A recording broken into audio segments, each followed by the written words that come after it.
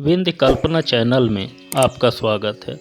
मित्रों, अभी हम अध्याय 3 कर्म योग पर हैं, जिसमें परमात्मा श्री कृष्ण ने अर्जुन को कर्म योग की बहुत ही विस्तृत व्याख्या बताई है।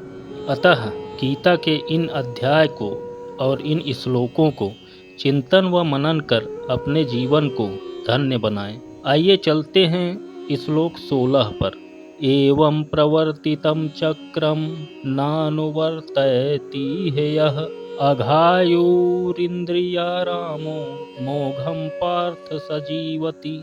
कुछ संस्कृत शब्दों के अर्थ। एवं यानी इस प्रकार, प्रवर्तितम यानी वेदों द्वारा स्थापित, चक्रम यानी चक्र, अनुवर्तयत यानी ग्रहण करता है, अघ आयु यानी पाप पूर्ण जीवन है जिसका, इंद्रिय आरामः यानी इंद्रियासक्त, मोघम यानी वृथा, पार्थ यानी हे प्रथा पुत्र, जीवत यानी जीवित रहता है।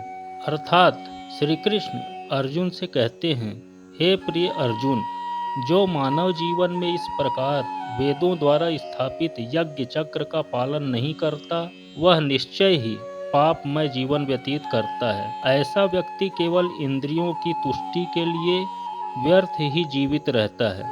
इस श्लोक का यही अर्थ है। और थोड़ा समझते हैं। इस श्लोक में भगवान ने कठोर परिश्रम करो और इंद्रिय तृप्ति का आनंद लो, इस सांसारिक विचारधारा का तिरस्कार किया है। अतः जो लोग इस संसार में भोग करना चाहते हैं, उन्हें उपर्युक्त यज्ञ चक्र का अनुसरण करना परम आवश्यक है। जो ऐसे विधि विधानों का पालन नहीं करता, अधिकाधिक तिरस्कृत होने के कारण उसका जीवन अत्यंत संकटपूर्ण रहता है।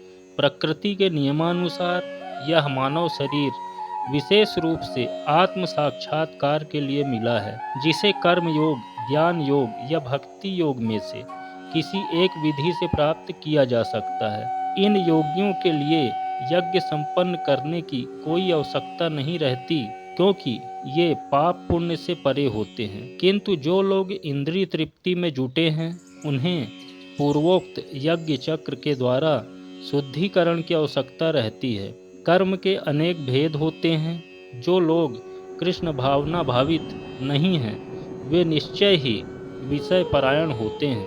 अतः उन्हें पुण्य कर्म करने की आवश्यकता होती है।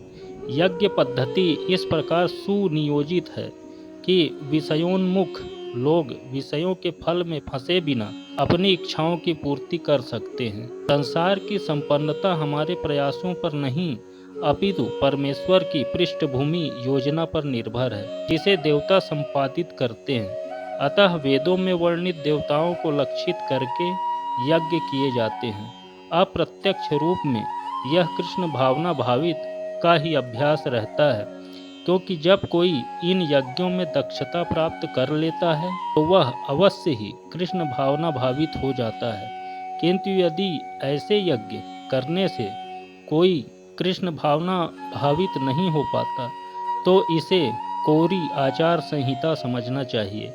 अतः मनुष्यों को चाहिए कि वे आचार संहिता तक ही अपनी प्रगति को सीमित न करें, अपितु उसे पार करके कृष्ण भावनामृत को प्राप्त हों।